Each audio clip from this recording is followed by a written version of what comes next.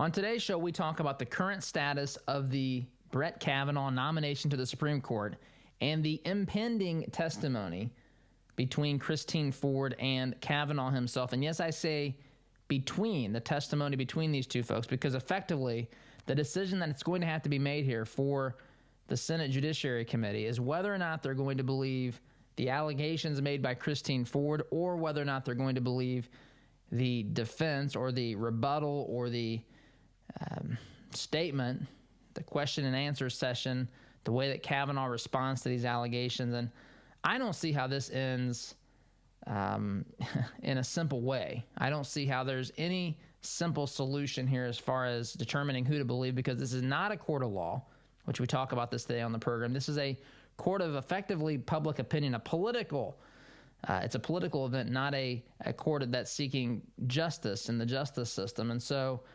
how do you defend yourself from allegations that are 36 years ago? What's this process look like? What do we expect on the end of this? Do we expect to have a clearer vision of what happened?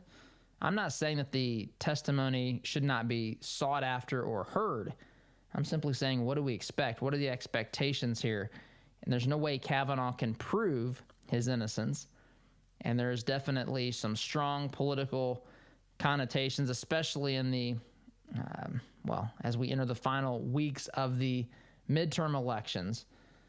So this is nowhere near over. In fact, Kavanaugh not being confirmed is a definite possibility. We talk about this, unpack this during the program today. This is what we discuss. And we talk about the questions that, what are questions that should be asked? Will Republicans ask them? We compare and contrast the criminal justice system with where we find ourselves in this political system. The difference between the courtroom in the legal system and the criminal justice, and in the public opinion, the court of public opinion. And we delve into this from a lot of different angles. But effectively, what this is going to come down to is whether or not the Senate is going to believe or think it's politically expedient to believe one side or the other.